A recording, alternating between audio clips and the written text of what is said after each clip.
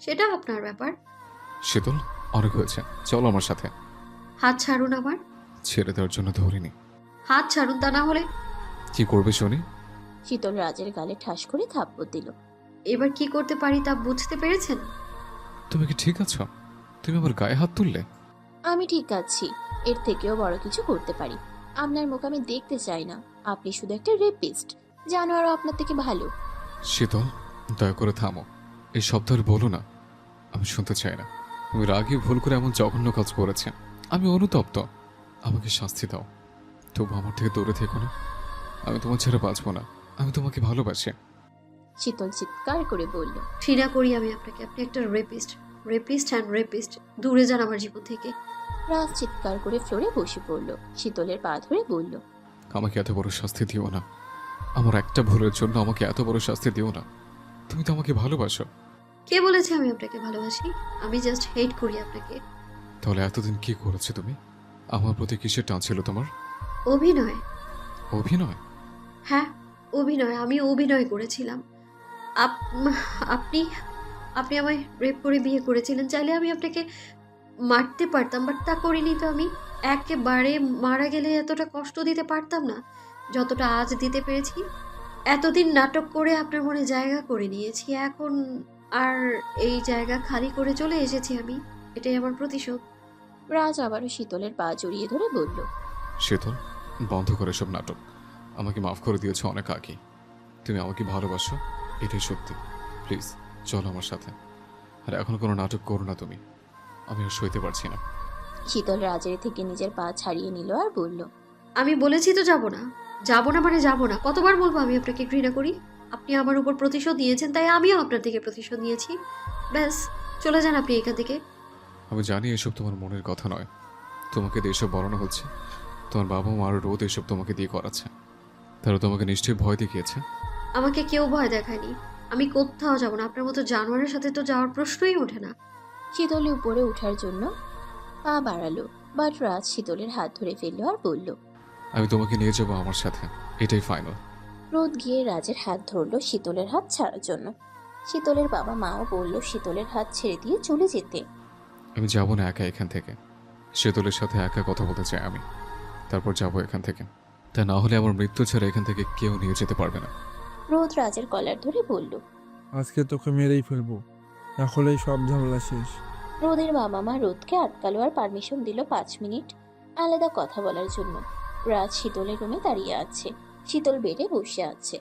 রাজ শীতলের দিকে তাকিয়ে কি যেন দেখছে। শীতল শাড়ির আঁচল পেঁচাচ্ছে আর নিচে তাকিয়ে আছে। হঠাৎ রাজ শীতলের দিকে এগিয়ে গেল আর জড়িয়ে ধরল। শীতল, ভালোই নাটক জানো তুমি। আমি জানি এসব তোমার কথা না। এসব তোমার বাবা মার রোদ বলতে বলেছে। তোমাকে ভয় দেখিয়েছে, আমাকে মেরে ফেলে ভয় দেখিয়েছে তোমাকে, তাই না? শীতল রাজকে নিজের থেকে ছাড়াতে চাচ্ছে বাট পারছে না। ছাড়ুন আমায় আপনি। আমাকে আর ছোঁয়ার অধিকার নেই আপনার। আমি কোনো নাটক করিনি, আর না কেউ আমার ভয় দেখিয়েছে। সবার সামনে যা বলেছি সবটা সত্যি বলেছি। রাজ হেসে বলল। সত্যি বলে মানব, তবে আমাকে এখন সব বলতে হবে। তখন যা বললে। আমি ঘৃণা করি আপনাকে। আপনি একটা রেপিস্ট। আমার চোখের দিকে তাকিয়ে বলো কথাগুলো। শীতল রাজের চোখের দিকে তাকালো না। শীতল রাজের থেকে নিজেকে ছাড়িয়ে ডোরের সামনে গিয়ে ডোর খুলে বলল। 5 মিনিট শেষ, এবার আসতে পারেন। রাজ শীতলের সামনে এসে শীতলকে নিজের কাছে টেনে নিয়ে অজস্র কিস করতে শুরু করলো। শীতল জোরে জোরে চিৎকার করার বদলে চুপ করে আছে। রাজ থামছে না, সে শীতলকে বেড়ে নিয়ে গেল। শীতল, আমাকে তোমার যদি ঘৃণাই লাগতো, তাহলে আমার ছোঁয়াগুলোকে নিশ্চয়ই ভালো লাগছে না। শীতল চুপ করে আছে। রাজ শীতলের গালে নিজের নাক ঘষে বলল। আর কত কষ্ট দেবে আমায়? এবার চলো আমার সাথে। শীতল কারো পায়ের আওয়াজ শুনতে পেল। তখনই রাজকে নিজের উপর থেকে সরিয়ে ধাক্কা মেরে বলল। আপনার ছোঁয়া আমার কাছে জাস্ট অসহ্য। আপনার ছোঁয়ায় আমার শরীর গিন গিন করে এখনো করছে। আমার গায়ে আর কোনোদিনও হাত দেবেন আপনি। রাজ কিছু বলবে তার আগেই রোদ রাজের কলার ধরে বলল। অনেক হয়েছে, এবার এখান থেকে যা। রোদের বাবা মাও রাজকে চলে যেতে বলল। রাজ কিছুতেই যাবে না। রোদকে রাজ এবার মারতে শুরু করলো। রাজ তবুও এর প্রতিবাদ করছে না। সে শুধু শীতলের কথা ভেবে। রাজ রোদের পা ধরে বলল শীতলকে তার সাথে যেতে দিতে। রোদ তবুও মানল না। রাজ শীতলের বাবা মারও পায়ে ধরে বলল মাফ করে দিতে। তবুও কারো মন গলল না। সার্ভেন্টরা সব চেয়ে চেয়ে দেখছে রাজকে। রাজ সর্বোচ্চ চেষ্টা করলো সবাইকে বোঝাতে, বাট কাউকে বোঝাতে পারলো না। রোদ রাজের কলার ধরে বাসা থেকে বাহিরে নিয়ে আসলো, তবুও রাজ যাবে না বলছে শীতলকে না নিয়ে। রোদের এবার প্রচন্ড রাগ হলো। সে দারোয়ানদের দিয়ে রাজকে আঘাত শুরু করলো। রাজের কোনো প্রতিবাদ করলো না। সে শুধু বলল শীতল যদি তাকে প্রতিবাদ করতে বলে তাহলে করবে। শীতল রুমে বসে আছে, রাজের চিৎকারগুলো তার কানে বাজছে। রাজ এমনিতেই দুর্বল, তার উপরে এত আঘাত পাওয়ায় রাজ জ্ঞান হারালো। ক্লিনিকের একটা বেডে শুয়ে আছে রাজ, চাচা আর কাজল কাঁদছে। রাজের জ্ঞান ফিরল রাতে। রাজ শীতলের নাম ধরে চিৎকার করে বলে উঠল। রাজ ক্লিনিক থেকে রিলিজ হয়ে বাসায় এসেছে। কতক্ষণ নিজে নিজে আয়নায় নিজের দিকে তাকিয়ে কি যেন দেখছে। কাজল, চাচা, খালা খুব ভয়ে আছে। রাজ ক্লিনিক থেকে এসে রুমে ডোর বন্ধ করে আছে। এতে সবাই ভয়ে আছে। রাজকে সবাই ভয় পায়, তাই কেউ কিছু বলতে পারছে না। রাজের রুমের সামনে সবাই দাঁড়িয়ে আছে। হঠাৎ রাজের রুম থেকে অনেক আওয়াজ ভেসে আসলো। রাজ রুমের জিনিসপত্র ভেঙে চুরমার করে ফেলছে। চাচা, কাজল রাজকে থামানোর জন্য অনেকবার দরজা ধাক্কা দিচ্ছে, তবুও রাজ দরজা খুলছে না। অনেকক্ষণ পর দরজা খুলল রাজ। সবার টেনশনের কোনো কারণ নেই, যে যার রুমে ঘুমোতে যাও, আমি ঠিক আছি। সবাই দাঁড়িয়ে আছে। রাজ একটা জোরে চিৎকার করে বলল। I see just out from here. ভয়ে সবাই চলে গেল। রাজ রকিং চেয়ারে বসে বসে চোখ বন্ধ করে কি যেন ভাবছে। শীতলকে স্বাভাবিক রাখার জন্য রোদ আবার ভার্সিটি যেতে বলেছে শীতলকে। শীতল কারে বসে আছে, ড্রাইভ করেছে ড্রাইভার। শীতল বাইরে তাকিয়ে আছে। হঠাৎ কার থেমে গেল। কি হলো ড্রাইভার, কার থামালে কেন? ম্যাডাম, সামনে কে যেন গাড়ি নিয়ে আসে। তাকে বলো কার সাইড করতে, আমার লেট হচ্ছে ক্লাসে যেতে। ড্রাইভার গিয়ে সামনে থাকা কারের মালিকের সাথে কথা বলল, বাট কোনো কাজ হলো না। ম্যাডাম, লোকটা যাচ্ছে না, কোনো কথা শুনছে না। আপনি দাঁড়ান, আমি দেখছি। শীতল কার থেকে নেমে গিয়ে লোকটার কারের সামনে গেল। এক্সকিউজ মি, আপনি কে? এভাবে সামনে দাঁড়িয়ে আছেন কেন কার নিয়ে? আমরা যাব কি করে? লোকটা কার থেকে নামতেই শীতল শকড খেল, কারণ লোকটা আর কেউ নয়, লোকটা রাজ। রাজ হিরোর মতো কার থেকে নামলো। ফর্মাল কোট, শার্ট, প্যান্ট পরা, চোখে সানগ্লাস। রাজ সানগ্লাস খুলে বলল। মিসেস রাজ, কে যেন বলছিলেন? শীতল মাথা নিচু করে চুপচাপ দাঁড়িয়ে আছে। শীতল সালোয়ার কামিজ পরা। এটা দেখে রাজের প্রচন্ড মাথা নষ্ট হলো, আর রাগও হলো। রাজের ইচ্ছে করছে রাস্তায় শীতলকে শাড়ি পরিয়ে দিতে নিজের হাতে। রাজ আবার বলল।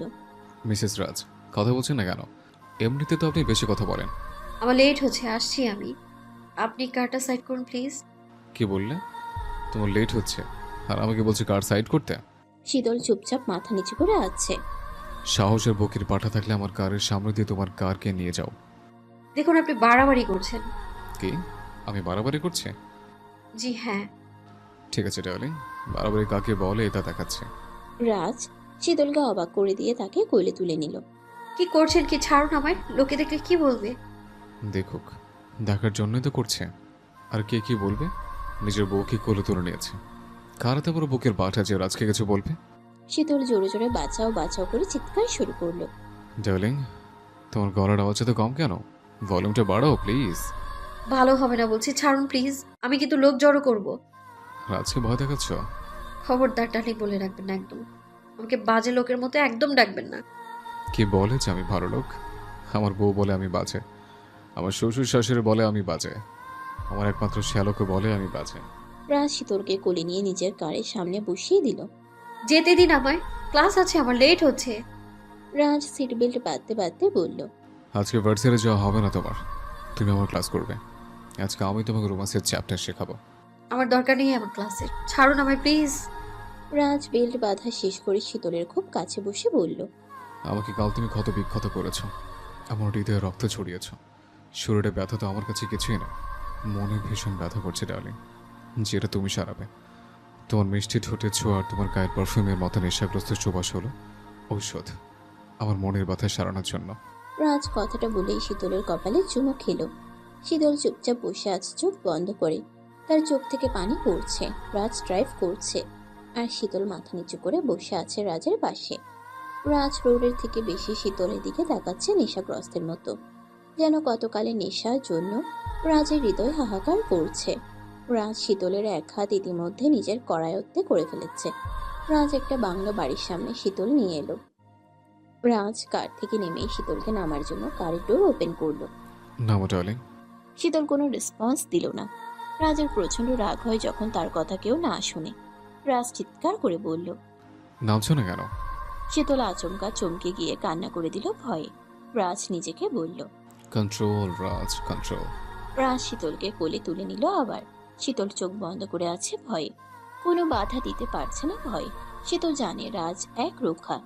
রাজকে আটকাতে পারে না কেউ কোনো কিছুতে। রাজ শীতলকে নিয়ে বাংলোয় ঢুকে একটা রুমে নিয়ে গেল। সোফায় শীতলকে বসিয়ে দিল রাজ। এদিকে ড্রাইভার রোদকে সব জানিয়েছে। রোদ রেগে একাকার। রোদ ঢাকার কমিশনারের পদে নিয়োগ নিয়েছে। সে তার পুলিশ বাহিনীকে রাজকে শীতলের অপহরণের জন্য গ্রেফতারের আদেশ দিয়েছে। অনেকক্ষণ হয়ে গিয়েছে শীতল নিচের দিকে তাকিয়ে আছে। রাজ ফ্লোরে হাঁটু গেড়ে বসে শীতলকে দেখছে। ডার্লিং, বলো তো তোমার সমস্যা কি? কেন আমাকে এত কষ্ট দিলে? আমাকে কষ্ট দিয়ে তুমি তো নিজেও কষ্ট পাচ্ছ। এখন তো এখানে কেউ নেই, শুধু আমি আছি। তোমার রাজকে কেন এত কষ্ট দিলে? যে রাজের অত্যাচার গত 1 বছর ধরে সহ্য করেছো, আর এখন যখন আমি নিজেও ভুল বুঝতে পেরেছি, তখন তুমি আমাকে দূরে ঠেলে দিচ্ছ। শীতল কিছু বলল না। রাজের এমনিতে মাথা নষ্ট, তার উপর শীতল কথাই বলছে না। রাজ প্রায় 1 ঘন্টা শীতলকে বোঝালো নানাভাবে। কেউ কি তাকে ভয় দেখিয়ে রাজের থেকে দূরে চলে যেতে বলেছে নাকি? এরকম আরো নানা প্রশ্ন করেছে রাজ শীতলকে, বাট শীতল কোনো জবাব দেয়নি। রাজ রাগে পাশে থাকা সোফায় দিল এক লাথি। শীতল তবুও চুপ করে আছে। রাজ পড়েছে মহা ঝামেলায়। শীতল একেবারেই কথা বলছে না। কথা বললে তো রাজ বুঝতে পারবে সমস্যাটা কোথায়। সমস্যা বুঝে রাজ সমাধান করে শীতলকে নিজের কাছে নিয়ে যেতে যাচ্ছে। বাট শীতল হঠাৎ বলল। আপনি একটা রেপিস্ট। দেরি হলেও বুঝতে পেরেছি, এই কারণেই তো আমি আপনার সাথে থাকবো না। রাজ এই কথা শুনে শীতলের ঘাড়ে হাত দিয়ে খুব কাছে গিয়ে বলল। আমার চোখের দিকে তাকিয়ে কথাটা বলো। শীতল রাজের চোখের দিকে না তাকিয়ে বলল। দূরে যান আমার থেকে। আপনার ছোঁয়াও ঘৃণা লাগে, আমার গা ঘিন ঘিন করে। রেপিস্ট আপনি একটা। রাজ এবার প্রচন্ড রেগে গেল শীতলের মুখে এগুলো শুনে। রাজ রাগ সামলানোর জন্য শীতলের ঠোঁটে নিজের ঠোঁট মিশিয়ে দিল। রাজ খুব জোরে ধরাতে শীতলের নিঃশ্বাস নিতে কষ্ট লাগছে। শীতল রাজকে ছাড়ানোর জন্য প্রচুর চেষ্টা করলো। শীতল নখ দিয়ে রাজের পিঠে আঁচড় কাটলো। রাজ আরো জোরে শীতলকে নিজের কাছে নিয়ে এলো। রাজ বোঝাতে চাচ্ছে রাজের থেকে যত দূরে যাবে ততই কাছে আসতে হবে। অনেকক্ষণ পরে রাজ শীতলকে ছেড়ে দিল। তোমার ঠোঁটের ছোঁয়া আজকে কয়দিন পর পেলাম বলো তো? শীতল স্বাভাবিক হয়ে বলল। আপনার মতো রেপিস্ট এটাই করতে জানে। এই জন্যই আপনি আমায় ছাড়তে চান না। আপনি শুধু আমার শরীরটাকে ভালোবাসেন, তাই না? আপনার চাহিদা মেটানোর জন্য অনেক জায়গা আছে, ওখানে যান আপনি। আপনার ছোঁয়া জাস্ট অসহ্য লাগে আমার। রাজ কথাগুলো বলে কষে একটা থাপ্পড় মারল। রাজ শীতলের কথা শুনে সিংহের রূপ নিল। রাজ শীতলের কাছে গিয়ে শীতলকে কোলে তুলে নিল। রাজ শীতলকে নিয়ে বেডের মাঝখানে ফেলে দিল ধপ করে। রাজ নিজের কোট শার্ট খুলে ফ্লোরে ছুঁড়ে মারল, সেই সাথে শীতলের ওড়না। আমাকে টাচ করলে না খবর আছে আপনার। আমি আপনার নামে কেস করব থানায়। আমার ভাই থানার পুলিশ কমিশনার, ওকে? তুমি যাই বলো না কেন, আজকে আমাকে কেউ আটকাতে পারবে না। আর আমাকে কোন থানায় নিয়ে যায় আমার শ্যালক, সেটাও আমি দেখব। রাজ শীতলের উপর উঠে শীতলের ঘাড়ে নিজের নাক ঘষতে শুরু করলো। ছাড়ুন আমায় প্লিজ। আমায় ধরবেন না আপনি। দূরে যান আমার থেকে, জানোয়ার শয়তান লোক কোথাকার। আমি জানোয়ার, শয়তান আর রেপিস্ট? বারবার বলছো আমি রেপিস্ট, তাই না? শীতল কান্না করছে। রাজ শীতলকে আরো শক্ত করে জড়িয়ে ধরে চাদর টেনে গায়ে দিয়ে বলল। শীতল, কান্না করছে কেন? আমি তো পর কেউ নয়, আমি তোমার স্বামী। তোমার উপর আমার অধিকার আছে। মনে আল্লাহ তাআলা আমাকে সে অধিকার দিয়েছে। তুমি আমাকে ভালোবাসো আর আমি তোমায় ভালোবাসি, এটাই সত্যি। তুমি কোনো চাপে পড়ে আমার মিথ্যা কথা বলছো। পুরো গোষ্ঠী মিলে আমাকে অপমান করেছ, আঘাত করে আমাকে রক্তাক্ত করেছ।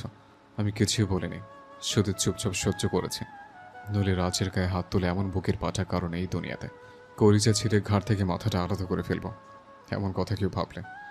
আমি ভালো করে জানি তুমি পরিবারের চাপে এমন করছো। কি হয়েছে তা আমাকে বলছে না পর্যন্ত। ভেবো না তোমাকে ভুল বলছে দূরে সরে যাব। আমি একবার এরকম ভুল করেছি, আর এমন করব না। আমার ভালোবাসা এত দুর্বল মনে করো না। আমি তোমাকে ভালোবাসি, আর তোমাকে আমার সাথে থাকতে হবে, তুমি চাইলেও আর না চাইলেও। এখন যাও, ফ্রেশ হয়ে নাও। নকল বাড়ি পৌঁছে দিয়ে আসে, পরে আসলে বাড়িতে নিয়ে আসবো তোমায়। এর জন্য রেডি হয়ে থাকো। শীতল এখনো চুপচাপ। তুমি যদি চাও তাহলে আমি তোমাকে গোসল করিয়ে দিতে পারি। আমরা দুজনে একসাথে গোসল করব, তার সাথে ফ্রিতে চেঞ্জ করে দেবো তোমায়। শীতল রাজের কথা শুনে পুরো চাদরটাই নিজের গায়ে জড়িয়ে ওয়াশরুমে চলে গেল। রাজ মুচকে হাসলো। তখনই রাজ শীতলের ফোনে রোদের নাম্বার বাজতে দেখলো। রোদ বলছি, শীতল এতক্ষণ কোথায় ছিলি? এখন কোথায় তুই? আমি তোর চেঁচে বলছি রোদ। কুকুরের বাচ্চা তুই কি করিস শীতলের ফোনে? আমার ওয়াইফের ফোনে আমিই তো থাকবো। বাজে কথা রাখ, শীতল কোথায় বল। আমার সাথে আমার বউ, আর খুব ভালোই আছে। শয়তান, তুই কি করেছিস শীতলের সাথে? সেটা বলা যাবে না কি করেছে। জানোয়ারের বাচ্চা, তুই শীতলের গায়ে হাত দিবি না। দিয়েছে, আর দেব। দেখি তুই কি করতে পারিস। রাজ ফোন কেটে দিল। রোদ তার ফোনটা ছুঁড়ে মারল আর অতীতের কথা ভাবতে লাগলো। রাজ আর রোদ স্কুলে পড়াকালীন রাজ তাদের এক ফ্রেন্ডের চোখে পেন্সিল ঢুকিয়ে দিয়েছিল। ছেলেটার চোখ নষ্ট চাই সারা জীবনের জন্য। রাজ রোদের আড়ালে ছেলেটাকে ক্ষতিপূরণ হিসেবে ছেলেটার সাথে রোজার বিয়ে দেবার প্রতিজ্ঞা করেছিল। রাজ কিছুতেই কারো কাছে দোষী হয়ে থাকতে চায় না। রোদ এই কথা শুনে ডিসিশন নেয় সে রোজাকে ফিরিয়ে দেবে। রোদ তার বাবার জন্যও রোজাকে ফিরিয়ে দিয়েছিল। আজকে বাবা আর রাজের কারণে রোজা কষ্টে আত্মহত্যা করেছে। রোদ কখনো বিয়ে করে বংশের প্রদীপ রক্ষা করবে না প্রতিজ্ঞা করেছে। এটা তার বাবার শাস্তি। আর রাজের শাস্তি হলো রোদ যে ভালোবাসার আগুনে পুড়ছে ঠিক তেমনই শীতলের ভালোবাসার আগুনে তাকে পোড়ানো। প্রথমে রোদের মনে এমন কথা আসেনি বা প্রতিশোধের আগুন জ্বলেনি, কিন্তু শীতলের সাথে যা করেছে তারপর আজকে মাফ করার প্রশ্নই ওঠে না। রোজার কসম খেয়ে রোদ প্রতিজ্ঞা করেছে সে কখনো বিয়ে করবে না, আর ওর মৃত্যুর জন্য যারা দায়ী তাদের শাস্তি দিয়ে ছাড়বে। রোদ বেঁচে থাকতে কখনো রাজকে শীতলের কাছে আসতে দেবে না। শীতল ওয়াশরুম থেকে শাড়ি পেঁচিয়ে বের হলো। শীতল শাড়ি পরতে জানে না, তাকে খালা শাড়ি পরিয়ে দিত বা কোনো সার্ভেন্ট। রাজ শীতলকে কাছে টেনে এনে নিজের হাতে শাড়ি পরিয়ে দিল। শাড়ি পরানোর সময় রাজ শীতলের উন্মুক্ত নাভিতে চুমু খেলো। রাজ বলল, এখানে আমার বেবিসরা আছে, তারা কবে যে আসবে আর কবে তাদের বাবার কষ্ট বুঝবে তাদের দেখা উচিত। তাদের বাবার সাথে তাদের মা কত অন্যায় করছে, কত কষ্ট দিচ্ছে তাদের মা তাদের বাবাকে।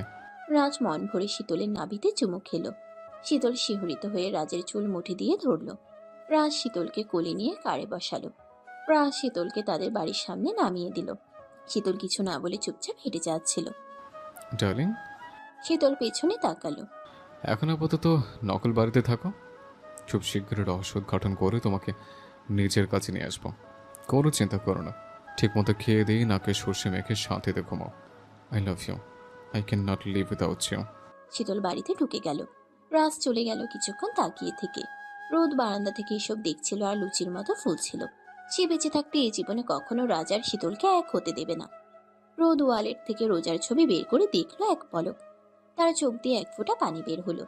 পরের দিন রাজ শীতলের বাসার সামনে পিছন দিক দিয়ে দাঁড়িয়ে রইল তাকে এক পলক দেখে অফিসে যাওয়ার জন্য। বাট শীতল একবারের জন্য এলো না বারান্দায়। রাজ মন খারাপ করে অফিসে গেল। রাজের কোনো কাজে মন টিকছে না। শীতলকে ছাড়া সে কিছু ভাবতে পারছে না।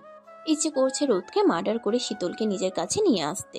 শীতলের মুখের দিকে তাকিয়ে রাজ বেশি জোর দেখাচ্ছে না। রাজ শীতলকে কষ্ট দিতে চায় না, আর তা না হলে শীতলকে এতক্ষণ শিকল দিয়ে বেঁধে নিজের কাছে রাখতে পারত। রাজের কাছে সন্ধ্যায় একটা ফোন এলো। রাজের সিক্রেট গার্ড তাকে জানিয়েছে যে শীতলকে আজকে সজল নামের কেউ দেখতে এসেছে। বিয়ের কথা ভাবছে শীতলের বাড়ির লোক শীতলের। রাজের মাথা নষ্ট হয়ে গিয়েছে এমন কথা শুনে। রাজ লেট না করে বাতাসের বেগে শীতলদের বাড়িতে আসলো ড্রাইভ করে। রাজ মেইন গেট ভেঙে ঢুকলো শীতলদের বাড়িতে। বাট রাজ ভেতরে ঢুকতে পারলো না, কারণ রোদ পুরো পুলিশ বাহিনী দিয়ে সারা বাড়ি গার্ড দিয়ে রেখেছে। রাজ জোর জবরদস্তি ঢুকতে চাইলো বাড়িতে, বাট পুলিশ গার্ডরা তাকে ঢুকতে দিল না। রাজ রেগে পুলিশ গার্ডটাকে লাথি মারলো। রোদ এটা দেখে রাজকে জোরে ধাক্কা দিয়ে ফেলে দিল। রাজের কপাল থেকে ব্লিডিং বের হচ্ছে। রাজ বলল সে কিছুতেই যাবে না শীতলের সাথে কথা না বলে। রোদ রাজকে থ্রেট করলো এখান থেকে চলে যেতে। রোদ রাজের মাথা ফাটানোর পরেও কিছু বলল না। এদিকে তার খেয়ালও নেই। রাজ জোরে জোরে চিৎকার করে শীতলের নাম ধরে ডাকতে লাগলো। রাজ বলছে সে শীতলের সাথে দেখা না করে যাবে না কিছুতেই। হঠাৎ বজ্রপাত শুরু হলো। আকাশ ফেটে যেন বজ্রপাত হচ্ছে। খুব জোরে বৃষ্টি শুরু হলো। সবাই ভেতরে ঢুকে গেল। গার্ডরা এখনো মেইন ডোরে পাহারা দিচ্ছে। রাজ যেন ভেতরে ঢুকতে না পারে। রাজ বৃষ্টি উপেক্ষা করে শীতলের রুমের বারান্দার দিকের রাস্তায় দাঁড়িয়ে রইল আর জোরে জোরে শীতলের নাম ধরে চিৎকার করতে থাকলো। রাজ তার চিৎকার থামাচ্ছে না। এদিকে ঝড় শুরু হলো ঢাকাতে। রাজ বৃষ্টিতে ভিজে এক পলকও ফেলছে না, শীতলের রুমের দিক থেকে তাকিয়ে। ঢাকা শহরে 4 নাম্বার বিপদ সংকেত চলছে। পুরো বাংলাদেশেও একই অবস্থা। এই সময় কাকপক্ষেও নেই। আর রাজ এখনো বেডের মাঝখানে দাঁড়িয়ে আছে। সে এক পলকহীন ভাবে শীতলের জানালার দিকে তাকিয়ে আছে। ভালোবাসা এত অসহায় সেটা জানা ছিল না রাজের। রাজের কি নেই? সব আছে।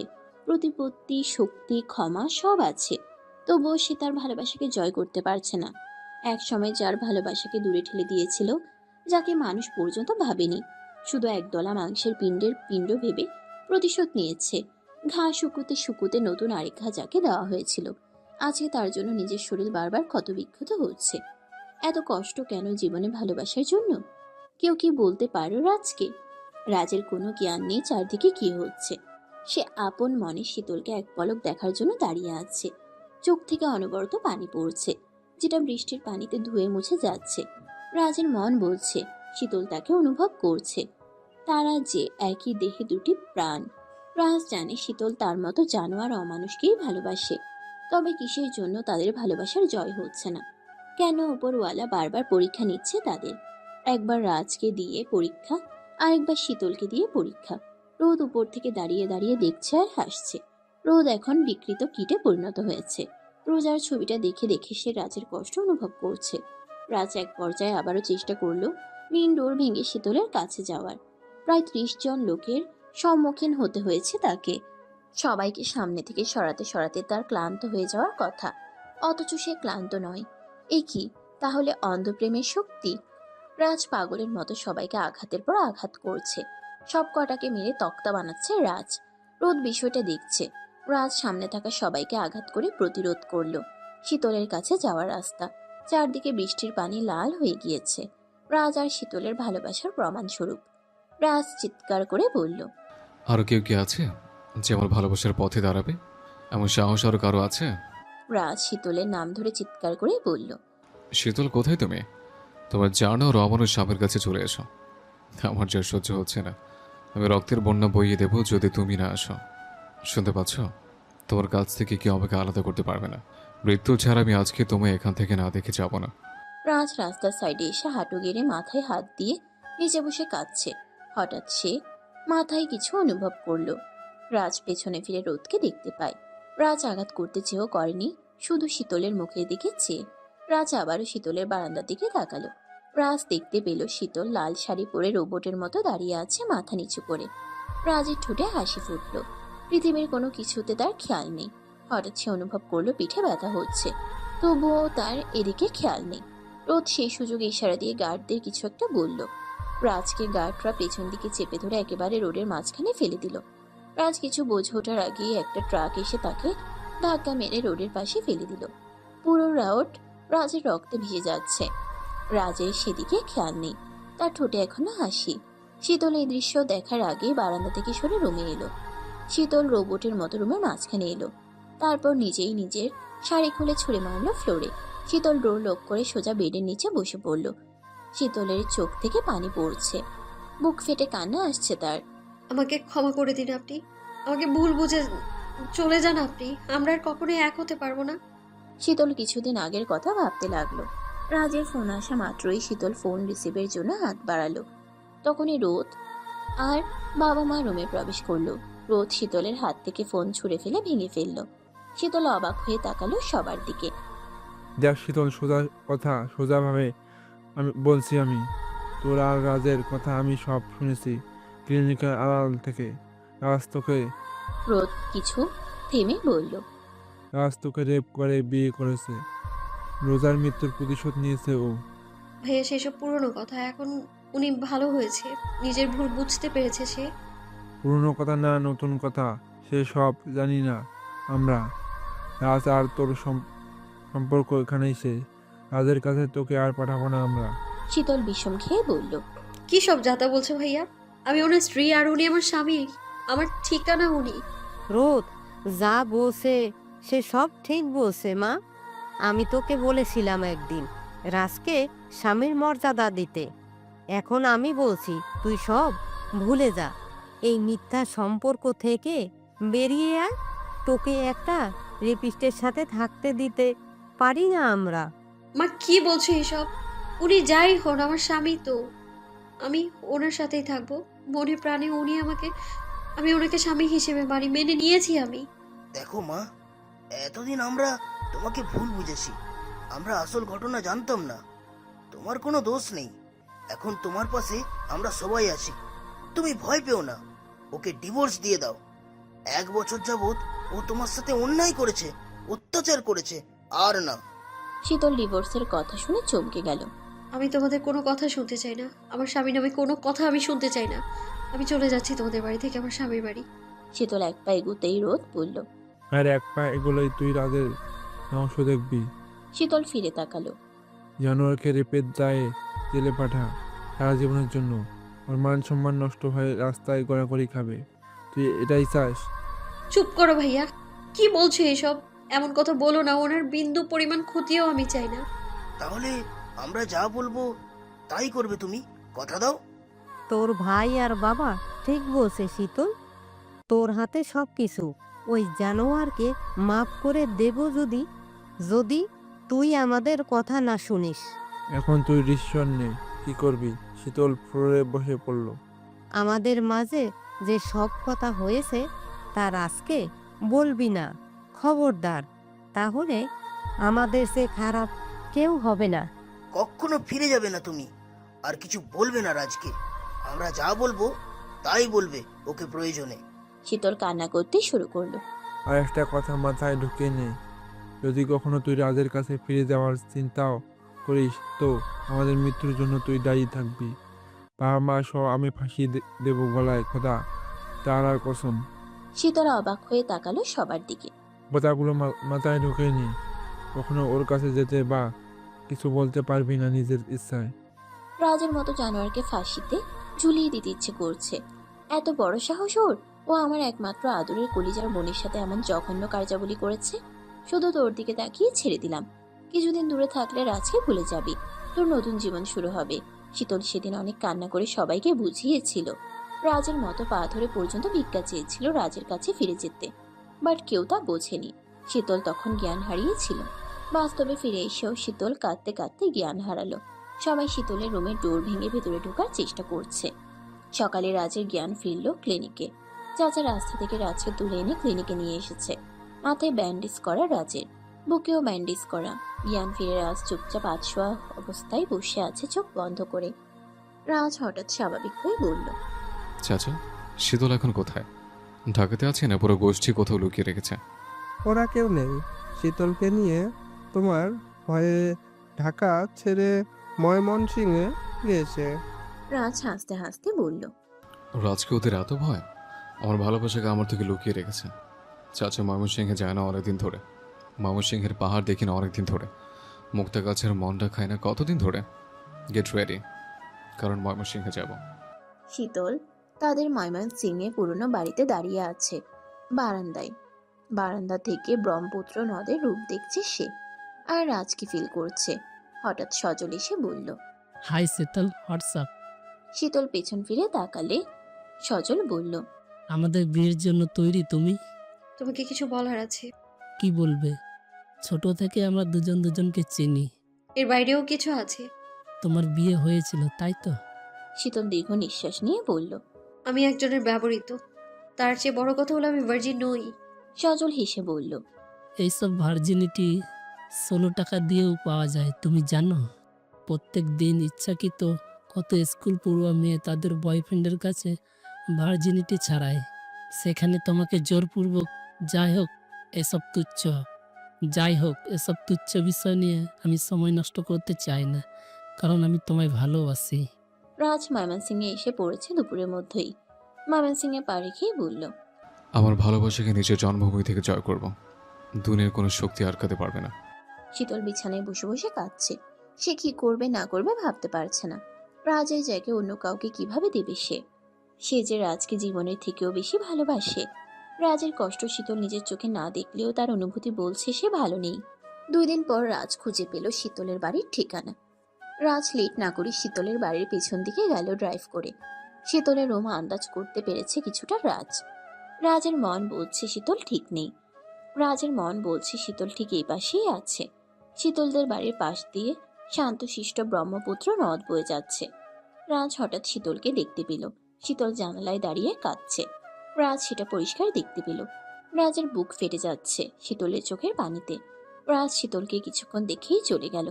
বিকালে সজল জোর করে শীতলকে নিয়ে গেল ঘুরতে। বোটানিক্যাল গার্ডেনে যাওয়ার আগে রোদ এবং শীতলের বাবা মা শীতলকে কিছু সময়ের জন্য কঠোরভাবে হুমকি দেয়।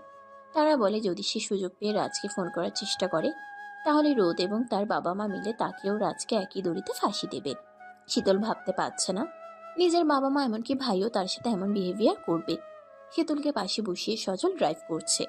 গার্ডেনের টিকিট কেটে ভেতরে ঢুকতেই শীতলের রাজের কথা আরো বেশি মনে পড়ল।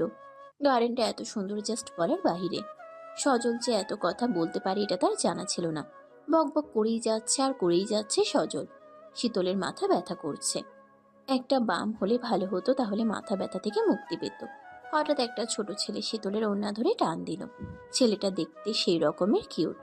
শীতল ঠিক এমন কিউট একটা বেবি চেয়েছিল আল্লাহর কাছ থেকে, তার আর রাজের জন্য। শীতলের আশাই থাকবে, সে কখনো রাজের সন্তানের মা হতে পারবে না। ছেলেটা শীতলকে মাথা ব্যথার একটা বাম দিল। শীতল বামটা হাতে নিয়ে অবাক হয়ে গেল। ছেলেটা জানলো কিভাবে তার এটা প্রয়োজন। শীতল মাথায় লাগিয়ে নিতেই ছেলেটা দৌড়ে কোথায় যেন চলে গেল। শীতলও ছেলেটার পিছনে দৌড়ানো শুরু করলো। শীতলের মনে হচ্ছে আশেপাশে রাজ আছে, বাট এটা তো অসম্ভব। সে ময়মনসিংহে আর রাজ ঢাকায়। রাজ তো জানে না শীতল কোথায়, তাহলে এখানে রাজের আসা তো সম্ভব না। এত অপমানের পর রাজ নিশ্চয়ই রেগে আছে, কখনো শীতলের মুখ দেখতে চাইবে না। শীতলের বেশ কষ্ট হচ্ছে এই কথা ভেবে। খুশিও লাগছে রাজ তাকে ভুলে গিয়ে নতুন জীবন শুরু করবে। ভালোই হবে সবকিছু। শীতল হঠাৎ পেছন থেকে কারো নিঃশ্বাসের শব্দ শুনতে পেল, যেটা খুব চেনা চেনা। শীতল তাকিয়ে দেখলো রাজকে। শীতলের মাথায় আকাশ ভেঙে পড়ল, সাথে ভয়ও কাজ করছে। সে যে সজলের সাথে এসেছে এটা রাজ জানলে সজলকে মেরেই ফেলবে, নয়তো শীতলকেও ছেড়ে দেবে না রাজ। শীতল চোখ বন্ধ করে রাজের সামনে দিয়ে চলে যেতে লাগলো। কোথায় পালাচ্ছ তুমি? শীতল রাজের কণ্ঠ শুনে থামলো। রাজের মুখ রাগে লাল হয়ে রয়েছে। সে শীতলকে মনে হয় খেয়ে ফেলবে এমন বোঝা যায়। শীতলের বেশ ভয় লাগছে, সে কি করবে বুঝতে পারছে না। রাজের সাথে নিজে থেকে কথা বললে, ওয়াদা ভঙ্গ করলে সবার মৃত্যু দেখতে হবে তার। শীতল কিছু বুঝে ওঠার আগেই রাজ শীতলের ঠোঁট নিজের ঠোঁটে লাগিয়ে দিল।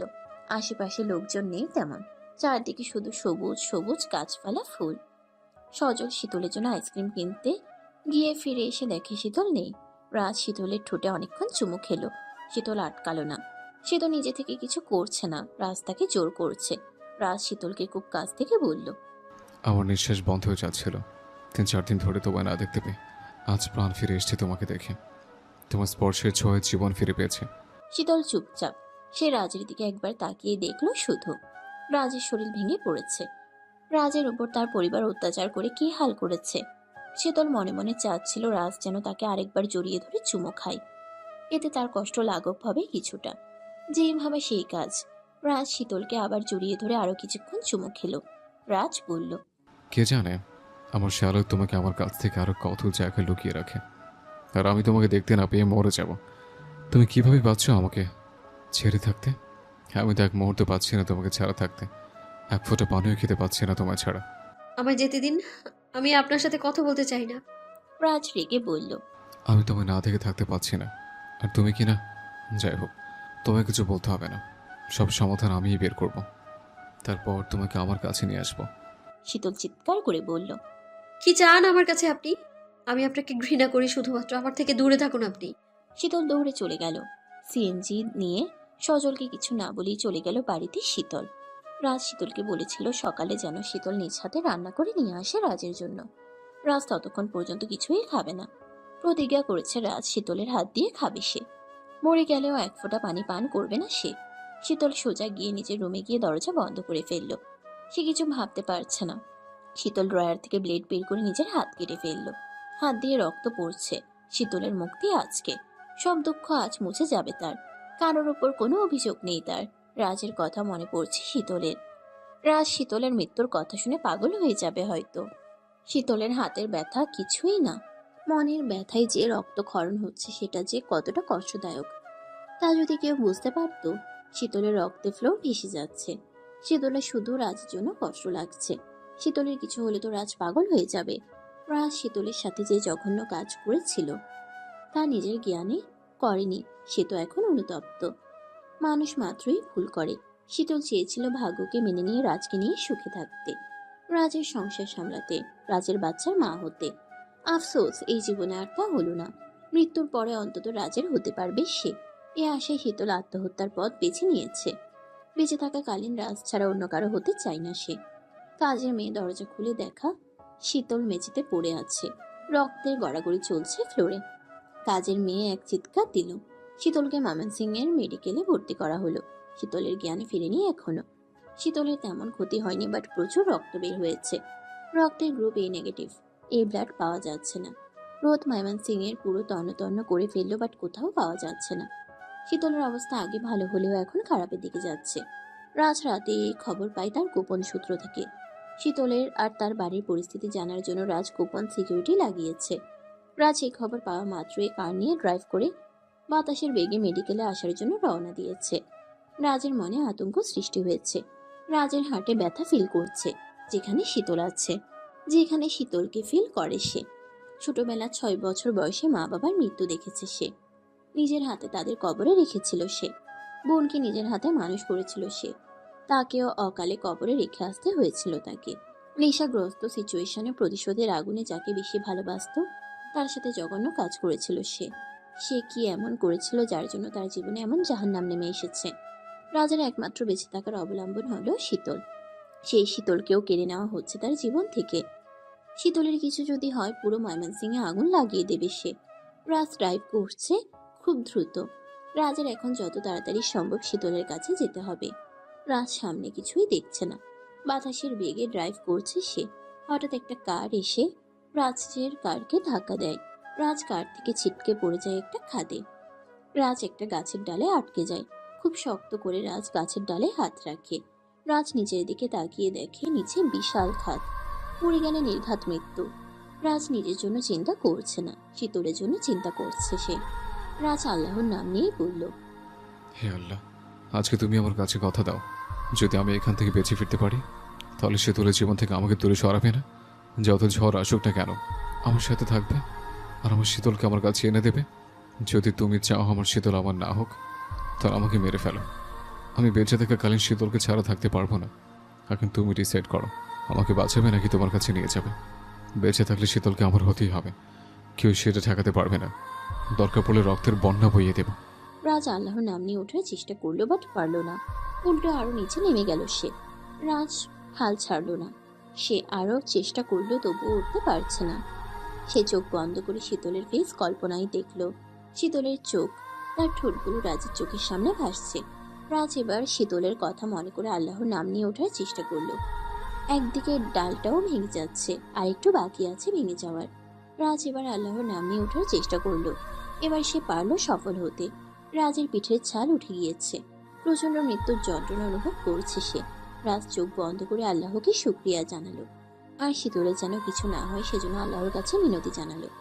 আল্লাহ যখন রাজকে বাঁচিয়েছে, তার মানে আল্লাহ চাই শীতল রাজের সাথে থাকুক আর তাকে ভালোবাসুক। রাজ উঠে দাঁড়ালো। আবারও কারে বসে ড্রাইভ করছে সে। শীতলের জ্ঞান ফিরেনি। ব্লাড পাওয়া যাচ্ছে না।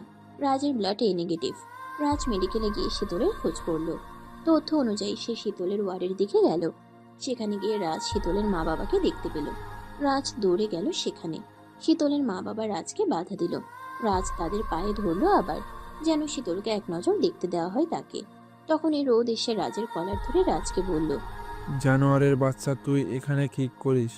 তোর জন্য শীতলের এই অবস্থা। তোর অত্যাচারের কথা মনে করে আত্মহত্যার চেষ্টা করেছে সে। তুই কি বলছিস? আমার জন্য শীতল এটা হতে পারে না। তুই মিথ্যে বলছিস। রোদ, প্লিজ আমাকে শীতলের মুখে একবার দেখতে দে। শীতল কেমন আছে বল একবার। ও ঠিক আছে তো? শীতল মরবে নাকি বাঁচবে সেটা তোর জেনে কাজ নেই জানোয়ার। তুই যা করেছিস তাতে মরে গেলেই ওর শান্তি।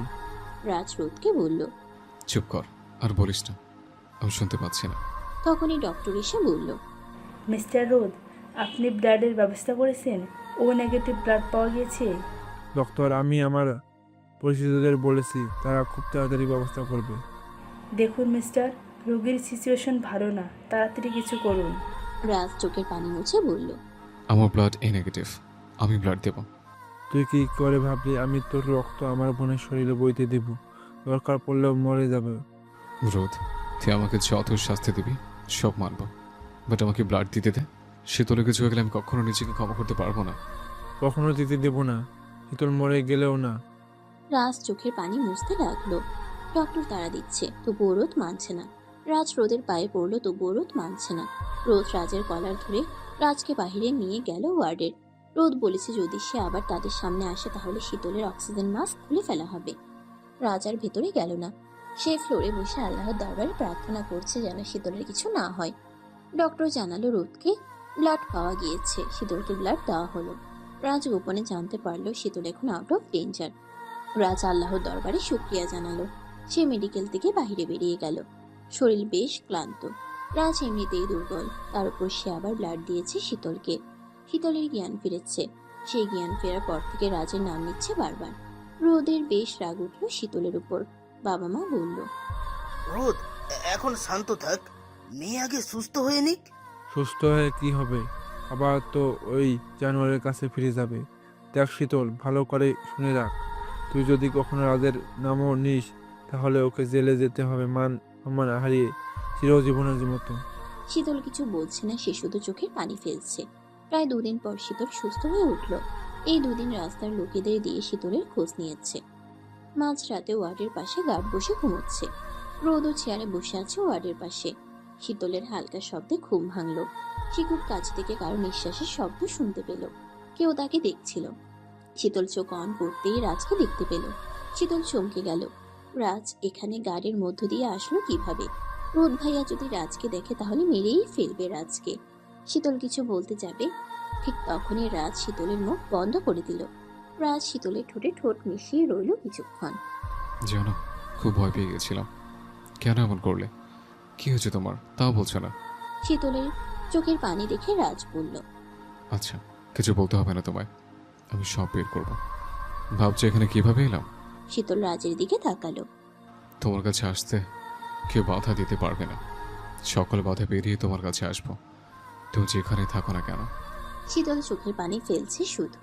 রাজ শীতলের চোখের পানি মুছে দিয়ে বলল, আমাকে শুধু একটা কথা দাও, কখনো নিজের ক্ষতি করবে না, শেষ পর্যন্ত নিজের সাথে লড়াই করে যাবে।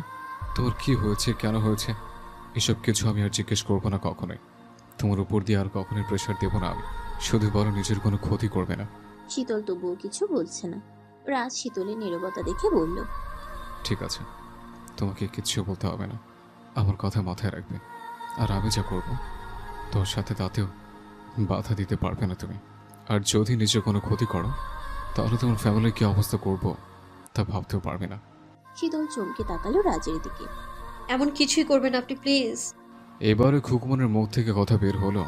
আর ফ্যামিলির কথা যতটুকু ভাবো ততটুকু থেকে মিনিমাম আমার কথা ভাবতেও যদি এখন সব কিছু যদি শেয়ার করতে তাহলে আমাদের এত কষ্ট হতো না, আর এই দিন দেখতে হতো না। যাই হোক, এসব কথা থাক এখন। রাজ ছটপট বের করে খাবার সাজালো নিজের হাতে। শীতল শুধু চেয়ে দেখলো। সব শীতলের পছন্দের খাবার। রাজ খাবার খেয়ে শীতলের মুখের সামনে ধরলো। শীতল মুখ ফিরিয়ে নিল। শীতলের ভীষণ ইচ্ছে করছে রাজের হাত থেকে খেতে, বাট পারছে না। শীতলের বুক ফেটে যাচ্ছে রাজের শুকনো অসহায় মুখ দেখে। শীতল জানে রাজও খায়নি। শীতল খেলে রাজ খাবে হয়তো। রাজ কয়েকবার বলার পরেও শীতল খেলো না। এইবার রাজ শীতলকে জোর করে ধরে খাইয়ে দিল। শীতলের শরীর দুর্বল বলে সে বেশি বাধা দিতে পারল না। শীতলের খাওয়া শেষ হলে রাজ শীতলের ঠোঁটে গালে লেগে থাকা ঝোলটুকু জিহবা দিয়ে খেলো, শীতলকে অবাক করে দিয়ে। তারপর কিছুক্ষণ শীতলকে জড়িয়ে ধরে শীতলের গলায় মুখ লাগিয়ে শুয়ে থাকলো চোখ বন্ধ করে। দুজনের কেউ কথা বলছে না, শুধু তাদের হৃদস্পন্দন কথা বলছে তাদের নিঃশ্বাস। শীতলের ইচ্ছে করছে রাজকে জড়িয়ে ধরতে শক্ত করে, যেন রাজের থেকে কেউ তাকে আলাদা করতে না পারে। রাজ বলল, জানো আমার এখন কি ইচ্ছে করছে? আমার ইচ্ছে করছে তোমাকে আমার বুকের মাঝে লুকিয়ে রাখতে, যেন কেউ কেড়ে নিতে না পারে। রাজ শীতলের হাত ধরে মন ভরে চুমু খেলো। শীতলের যে হাত কাটা সে হাত রাজের বুকের মাঝে নিয়ে রাজ শীতলকে ওষুধ খাইয়ে শুয়ে দিয়ে চলে আসার সময় শীতলের দিকে করুণ চোখে তাকালো রাজ। কয়েকদিন পর শীতল ক্লিনিক থেকে ছাড়া পেল। রাজ হঠাৎ সকালে একটা চিঠি পেল। চিঠিটা খুলে দেখলো ডিভোর্স পেপার। রাজের মাথায় রক্ত উঠে পড়েছে। সে কি করবে ভেবে পাচ্ছে না। ইচ্ছে করছে শীতলের পুরো পরিবারকে কেটে কিমা বানিয়ে কুকুরদের খাওয়াতে, বাট সেটা করা যাবে না। শীতলের জন্য রাজ এই কাজ করতে পারবে না। শীতলের জন্য কিছু করতে পারছে না রাজ। এটাই রাজের সবচেয়ে বড় দুঃখ। রাজ স্পিডে ড্রাইভ করেছে। সাজসা করে ড্রাইভ করে রাজ শীতলের বাড়ির উদ্দেশ্যে রওনা দিয়েছে। শীতলের কাছে ফোন নেই যে রাজ ফোন করে তাকে জানাবে। শীতল কি করে পারলো ডিভোর্স পেপারে সাইন করতে? ওর হাত একটুও কাঁপেনি। রাজ ভেবেছিল শীতল আর যাই করুক কখনো একেবারে তাকে লাইফ থেকে বের করবে না। বাট রাজের ধারণা ভুল হলো। রাজ সোজা গিয়ে গেট ভেঙে বাড়ির ভেতরে প্রবেশ করলো। কার থেকে নেমে কারের দরজায় লাথি দিয়ে দরজা বন্ধ করলো। রাজকে মোটা মোটা দুটো জল্লাদ টাইপ লোকের সম্মুখীন হতে হলো। রাজ এই দুটোকে পিটিয়ে তক্তা বানাতে বেশি সময় নিল না। রাজ এই দুটোর পেটে যেই লাথি দিতে যাবে আবার তখন কারো গায়ের গন্ধ পেল। রাজ সামনে তাকিয়ে যাকে ভেবেছিল তাকিয়ে দেখতে পেল রাজের মুখে কিছু ব্লিডিং লেগেছিল। কি রকম ভয়ঙ্কর জানোয়ারের মতো দেখাচ্ছে। রাজ উঠে দাঁড়িয়ে শার্টের হাতা ফোল্ড করলো। তারপর শীতলের দিকে তাকালো। শীতল ভয়ে নিচে তাকিয়ে আছে। শীতল জানে রাজ প্রচন্ড রেগে আছে। শীতলের ডিভোর্স পেপারে সাইন করার সময় বুক ফেটে কান্না আসছিল। সে 3 বার জ্ঞান হারিয়েছিল, তবুও রেহাই পায়নি সে। রোদ একটা কাটারি দিয়ে নিজের গলা সহ বাবা মায়ের গলার সামনে ধরে রেখেছিল। শীতল বাবা মা ভাইয়ের মৃত্যুর কারণ হতে চায় না, তাই সে বুকে 1 সাগর পাথর রেখে সাইন দিয়ে 3য়বারের মতো জ্ঞান হারালো। রাত অনেক হয়ে গেছে। রোদ, তার বাবা ও মা ওপরের করিডোরে দাঁড়িয়ে রাজের ভয়ানক রূপ দেখছিল, কিন্তু সাহস হয়নি তাদের রাজের মুখোমুখি হওয়ার। রোদ ময়মনসিংহের পুলিশ কমিশনারকে ফোন করে আসতে বলেছে, সাথে কিছু পুলিশ গার্ড নিয়ে আসতে বলেছে। রোদ যেন রাজকে আটকিয়ে বাড়ি থেকে বের করা হয়। পরিস্থিতি স্বাভাবিক করার জন্য রোদ শীতলকে নিচে রাজের সামনে যেতে বলেছে। রাজ শীতলকে দেখে রাগ ছেড়ে কিছুটা শীতল হবে এই নিশ্চয়তা থেকে রোদ শীতলকে রাজের সামনে তার কাছে পাঠিয়েছে। রাজ একটা লাঠি নিয়ে শীতলের কাছে গেল।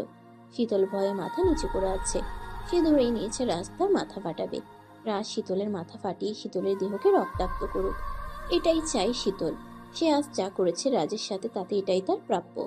তা ডার্লিং, হঠাৎ আমার প্রতি এত সদয় হলো কেন? শীতল ভয়ে ভয়ে বলল। কেন? না মানে মেঘনা চাইতে জল পেলাম তো তাই। এতদিন তোমাকে কুকুর বিড়ালের মতো চিৎকার করে ডেকেছি তোমার মুখটুকু দেখার জন্য, বাট তুমি আমার প্রতি একটুও সদয় হলো না। কিন্তু আজ দেখো, আমি না ডাকতে আমার শিকার ধরা দিয়েছে আমার জালে। দেখুন, আপনি এখান থেকে যান, কারণ এখনই কমিশনার চলে আসবে, তখন আপনার বিপদ হবে। সো বিপদ হওয়ার আগেই এখান থেকে চলে যান। কি ব্যাপার কি? আজ বারবার মেঘনা চাইতে জল? এতদিন তো তোমার মুখ থেকে কোনো কথাই বের হতো না, আর এখন তো দেখছি কথার বুলি ফুটছে। রাজ কথাটা বলেই শীতলকে উদ্দেশ্য করে হাতের লাঠিটা প্রয়োগ করলো।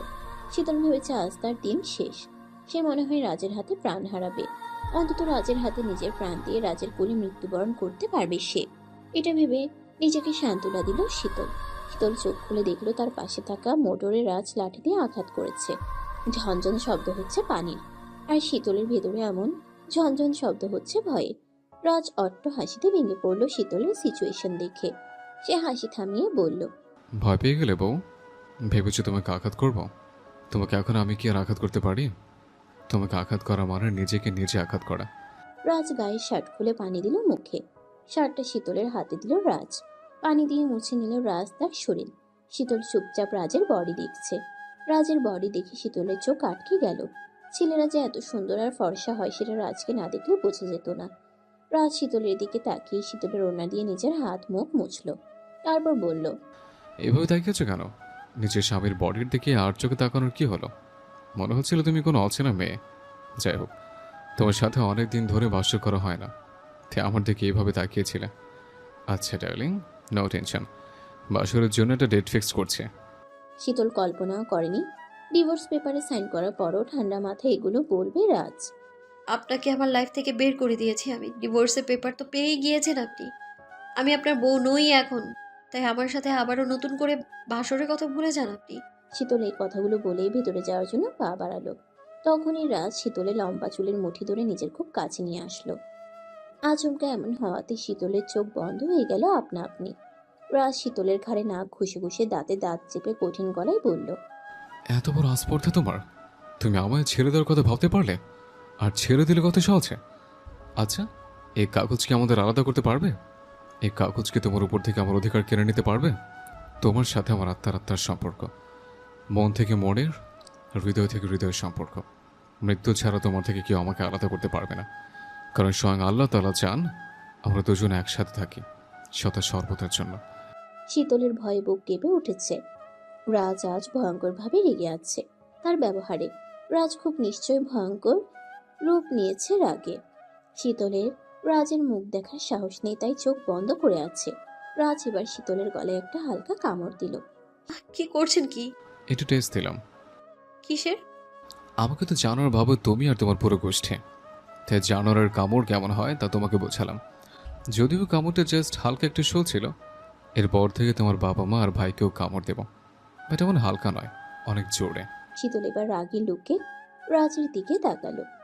এভাবে তাকিয়ে থেকো না গো, আমার এখনই বাসর রুমে ঢুকতে ইচ্ছে করছে, এরপর নিজেকে সামলানো দায় হয়ে পড়বে। রাজ একটা টেরি হাসি দিয়ে শীতলের গোলাপি ঠোঁটের দিকে এগুতে লাগলো। ঠিক তখনই রাজের কানে কতগুলো জিপের হর্নের আওয়াজ এলো, আর সাথে সাথে কেউ শীতলকে এক ঝটকা দিয়ে রাজের কাছ থেকে সরালো। রাজ আচমকা চমকে গিয়ে নিচে পড়ে গেল। কেউ রাজকে তোলার জন্য হাত বাড়ালো। রাজ সাহায্য ছাড়াই উঠে দাঁড়ালো। রাজ বেশ কয়েকজন পুলিশ গার্ডকে দেখতে পেল। তার মধ্যে একজন কমিশনার ছিল। তিনি রাজকে সালাম দিয়ে এখানে থেকে চলে যেতে বলল। রোদ বলল, শীতল সাইন করে দিয়েছে, তাই রাজের সাথে শীতলের কোনো সম্পর্ক নেই। আর রাজ হেসে বলল, আমি সাইন করিনি, আর তাই শীতল এখন আমার প্রপার্টি, মানে ওয়াইফ। 3 মাস পার হলে ডিভোর্স সম্পন্ন হবে। এই কথাটা রাজ জোরে জোরে সবাইকে বলল। শীতল এখনো রাজের ওয়াইফ, সেটাও রাজ চিৎকার করে বলল। সবার কান ফেটে যাওয়ার উপক্রম হলো রাজের এমন চিৎকার শুনে। শীতল বিছানায় বসে আছে আর চোখ বন্ধ করে ভাবছে ঘটে যাওয়া ঘটনাগুলোর কথা। ঠিকমতো কাঁদতেও পারছে না শীতল। কাঁদলে শীতলের মন হালকা হতো বোধ হয়। শীতলকে পাহারা দেওয়ার জন্য একটা 20 বছরের কাজের মেয়ে রাখা হয়েছে। সে শীতলের গায়ে সেটে সেটে থাকে। শীতল যেন কোনোভাবেই রাজের সাথে যোগাযোগ করতে না পারে। শীতলের বেডের পাশে রাজের শার্ট লুকানো ছিল, সে লুকিয়ে রেখেছে। যেই রুমের আলো অফ হবে অমনি শীতল রাজের গায়ের গন্ধ লেগে থাকা শার্ট নিজের বুকে নিয়ে ঘুমোবে। রাজ তাড়াহুড়ো করে বেরিয়ে যাওয়াতে শীতলের কাছ থেকে শার্ট নিতে ভুলে গিয়েছে। রাজ নিজের বাড়িতে গিয়ে রুমে ঢুকে চোখ বন্ধ করে ভাবতে লাগলো নেক্সট প্ল্যান কি হবে তার। রাজ নিজের দিকে তাকিয়ে মিররের সামনে গেল।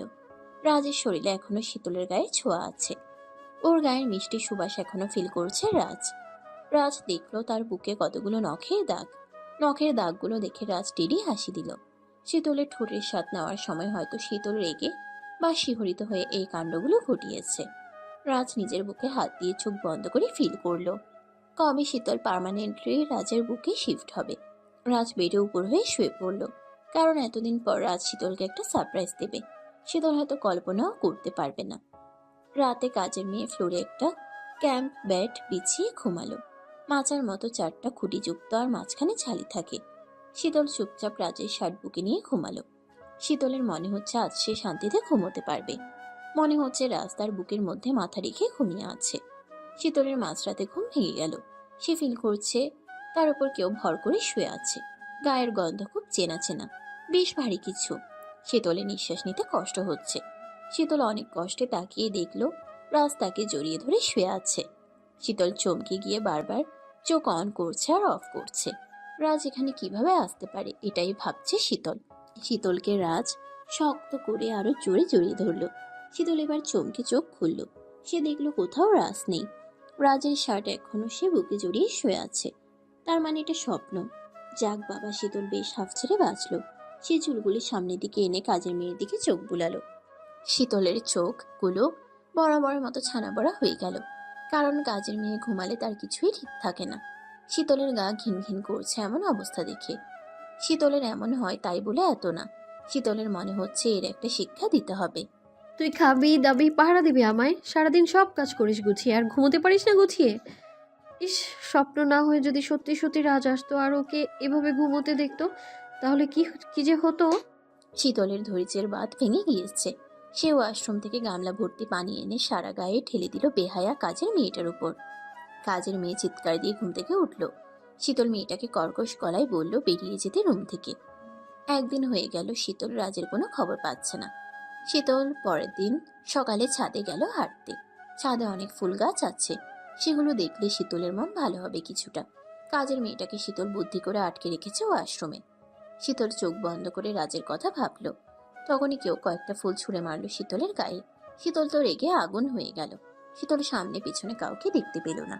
শীতল বেশ সাহসী, তাই সে জোর গলায় বলল, কে কে কোন গর্দভ শয়তান আমার গায়ে ফুল ছাড়ে? জানিস আমি কার ওয়াইফ? তুমি মিসেস রাজের ওয়াইফ। ও পাশের ছাদের থেকে কেউ বলে উঠল। শীতল তাকিয়ে দেখলো পাশের ছাদে দাঁড়িয়ে দাঁড়িয়ে টেরি হাসি দিচ্ছে রাজ। আপনি এখানে? শীতল বেশ অবাক হলো। কেন, অন্য কাউকে আশা করছিল নাকি? এমন কার বুকের পাঠা আছে যে আমার বউয়ের গায়ে ফুল ছেড়ে মারবে? তাই তো ভাবি, আপনি ছাড়া আর কেউ এমন গর্দভের মতো কাজ করবে কেন? তা এখানে কি করছেন অন্যের ছাদে? অন্যের ছাদে মানে? নিজের ছাদ এটা। আমি নগদ টাকা দিয়ে কিনে নিয়েছি। মানে এই বাসা আপনি কিনেছেন? হ্যাঁ। আমার জানা মতে আপনার দাদা ঢাকার বাসা লোককে ঠকিয়ে কিনেছে। আর আপনি বুঝি এই বাসা ঠকিয়ে কিনেছেন আরেক লোকের কাছ থেকে? পুরো পরিবার লোক লোক ঠকানোর কাজ করেন, তাই না?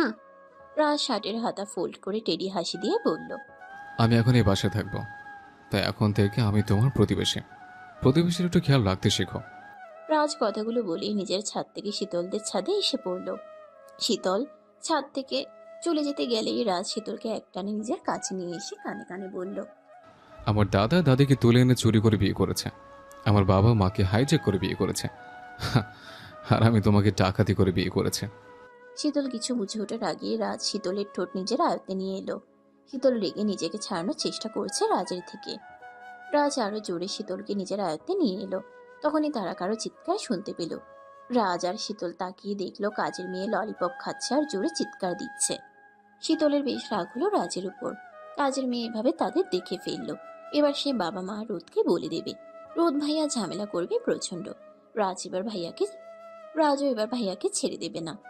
রাজ শীতলের জন্য তার পরিবারের কোনো ক্ষতি করে না, বাট ধৈর্যের বাঁধ ভেঙে গেলে খুব বাজে হবে সিচুয়েশন। কাজের মেয়ে ললিপপ নিচে ফেলে দিয়ে দৌড় শুরু করলো নিচে যাওয়ার জন্য। ঠিক তখনই রাজ বলল, madam Phuli, just 1 minute please.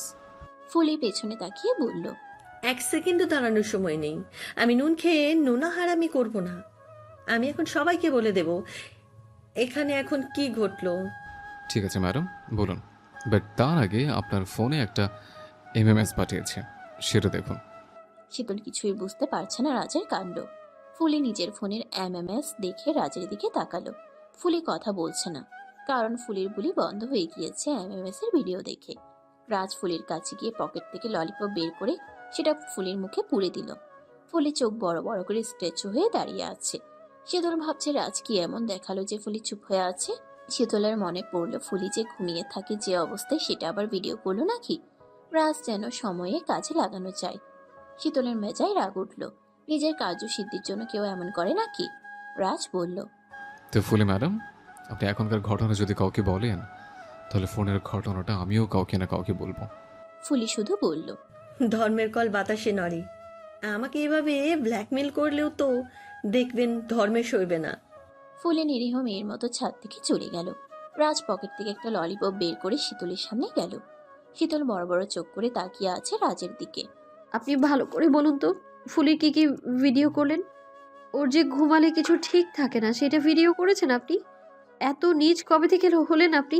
আমার সাথে যা করেছেন তাতেও আপনার মন ভুলো না, এখন আবার কাজের মেয়ে? ছি! রাজ শীতলের চুল ধরে নিজের খুব কাছে এনে বলল, পৃথিবীতে তোমাকে ছাড়া সবাইকে আমি মা বোনের চোখে দেখি, আমি শুধু তোমার সাথে। যাই হোক, একটা কথা শুনে রাখো, আমি আর যাই করি তোমাকে ধোঁকা দেব না কখনোই। আমি শুধু তোমাকে ভালোবাসি অ্যান্ড ভালোবাসি। তোমাদের ফুলের প্রেমিক হলো তোমাদের দারোয়ান। সন্ধ্যার সময় তোমাদের দারোয়ান আর কাছের মেয়ে রোমান্স করছিল, সেটা আমি ভিডিও করেছি। এখন আমি সেটা দিয়ে ফুলিকে ভয় দেখালাম। রাজ শীতলকে ছেড়ে দিয়ে ললিপপটা শীতলের মুখে পুরে দিল। শীতল বাধা দিল না, সে অপরাধীর মতো চুপচাপ মাথা নিচু করে আছে। রাজ হঠাৎ করেই শীতলের মুখের ললিপপটা নিয়ে নিজের মুখে দিল। আহ, এবার খুব মিষ্টি লাগছে ললিপপ। এই ললিপপে আমার ভালোবাসার ঠোঁটের ছোঁয়া আছে। শীতল হাসবে না কাঁদবে সেটা বুঝতে পারছে না। শীতল নিচে নেমে চলে এলো। কাজের মেয়ে তার দিকে কেমন করে যেন তাকালো। ফুলি বলল, আপাজান, লোকটা সুবিধের না, মানুষের ব্যক্তিগত জিনিস নিয়ে ব্ল্যাকমেল করে। শীতল রাগী গলায় বলল, গর্ধবটা মেইল হবে না, ব্ল্যাকমেইল হবে রে। আর শোন, নিজের চরকায় তেল দে।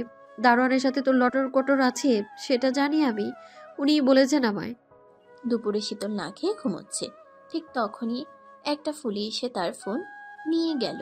শীতল কিছুই বুঝতে পারলো না। হঠাৎ ফুলির ফোনে রাজের নাম্বার থেকে কল এলো। শীতল এবার বুঝতে পেরেছে বিষয়টা সব রাজের কাণ্ড। হ্যালো, হ্যালো ডার্লিং, কেমন আছো? আমার নাম ডার্লিং না। দয়া করে এইসব থার্ড ক্লাস নামে ধরে আমায় ডাকবেন না। ডার্লিং, আমি তো থার্ড ক্লাস, তোমরা তো এটা বলো। এর জন্য আমার সাথে এমন জানোয়ার থার্ড ক্লাসের মতো বিহেভ করো, তাহলে আমি তো এইসব থার্ড ক্লাস কথা বলবোই। শীতলের চোখ দিয়ে পানি পড়ছে। ঠিক বলেছে রাজ।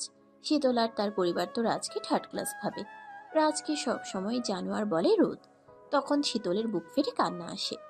হ্যালো ডার্লিং, তুমি যদি আমার কাছে চলে আসো তাহলে কথা দিলাম আমি নিজেকে পাল্টাবো। তুমি তোমাকে পাল্টে দেবে, তাই না? তোমার জন্য আমি পাল্টে গিয়ে পুরোপুরি তোমার মতো ফার্স্ট ক্লাস হবো। শীতল কিছু বলতে পারছে না কান্নার জন্য। ডার্লিং, কান্না অফ করো প্লিজ। আর কিছুদিন কষ্ট করো, তারপর তোমার চোখের পানি পড়তে দেব না আর। রাজ কিভাবে বুঝতে পারলো শীতল কান্না করছে এটা শীতল বুঝতে পারলো না। শীতল কাঁদো কাঁদো গলায় বলল, আপনি কিভাবে বুঝতে পারলেন আমি কান্না করেছি? আশ্চর্য কথা বলছো তুমি। আমার কান্না আমি বুঝতে পারবো না মানে? মানে আবার কি? তুমি আর আমি তো এক, তাই তো তোমার কান্না আমি বুঝতে পারলাম। আপনি একটা পাগল। ঠিক তবে তোমার প্রেমে পাগল। আচ্ছা শোনো, তুমি না খেয়ে আছো কেন বলো তো? তোমার ফিগার নষ্ট হবে শুধু শুধু, দেখতে ভালো লাগবে না তোমাকে। প্লিজ আমার জন্য হলেও নিজের কথা না ভেবে অন্তত নিজের ফিগারের জন্য খাও। রাজের কথা শুনে শীতল হেসে দিল আর বলল, আপনি আসলেই থার্ড ক্লাস পাগল। এতক্ষণে তোমার মুখে হাসি ফোটাতে পারলাম, থ্যাংক গড। এখন যাও কিছু খাও, তোমার খাওয়া হলে ফুলি আমাকে বলবে, তারপর আমি খাবো। আমার খিদের জেলে মাথা হ্যাং হয়ে আছে।